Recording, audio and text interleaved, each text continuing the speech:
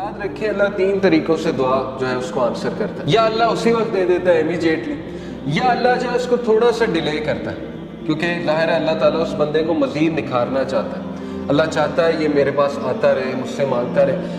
یا اللہ اس کو اس کا رد بدل ایسا دے دیتا ہے کہ اس کو سکون آ جائے. اللہ تعالیٰ سے جب مانگنا ہے تو تگڑا بن کے مانگنا ہے، اتنا توکل، اتنا بلیف ہونا چاہیے. یہی تو مومن کی مثال ہے. مشرک کی مثال کیوں اللہ نے کہا ضعیف ہے مانگنے والا؟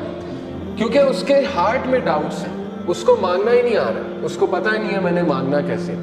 لیکن بلیور کے ہارٹ پہ اللہ تعالیٰ نے یقین طاری کیا ہوا ہے کہ وہ مانگنے والا بھی بہت اسٹرانگ ہے، اور جس سے مانگا جا رہا ہے وہ تو پھر اللہ ہے. اللہ سے جب مانگتے ہیں تو پھر 100% ہوپ کے ساتھ مانگتے ہیں. یہ دعا کے آداب میں شامل ہے. اللہ کے نبی صلی اللہ علیہ وسلم نے فرمایا تمہاری دعا تب تک قبول ہوتی رہے گی جب تک تم یقین سے مانگو.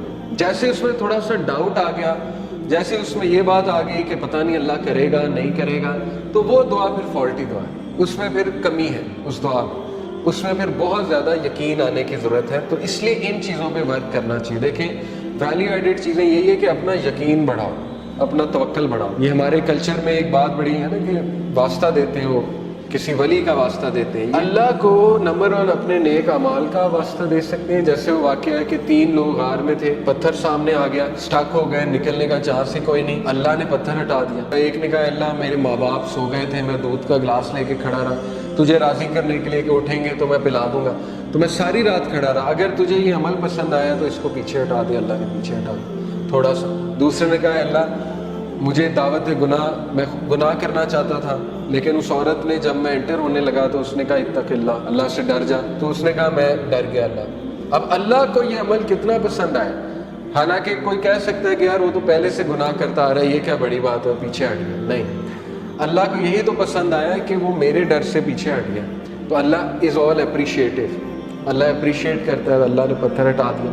تیسرے نے کہا اللہ میں نے جو ہے وہ کسی نے میرے پاس بکریاں رکھوائی تھی، بکریوں کے بچے ہو گئے تو اس سے میں نے کچھ پروفٹ کما لیا. جب وہ واپس آیا میں نے اسے بکریاں بھی دی اور وہ پروفٹ بھی دیا. یعنی اس لیول کی آنیسٹی. تو اللہ اگر تجھے یہ پسند آیا ہے، تیرے لیے کیا تھا اور تجھے راضی کرنے کے لیے، تو پتھر مکمل ہٹ گیا. تو یہاں سے ثابت ہوتا ہے کہ اپنا وہ عمل آپ نوٹ کریں جو آپ نے خالص اللہ کے لیے کیا ہے. اچھا ہے کہ آپ نا ہر عمل پیور اللہ کی رضا کے لیے کیا کریں، کیونکہ مصیبتوں میں وہ چیز کام آئے گی.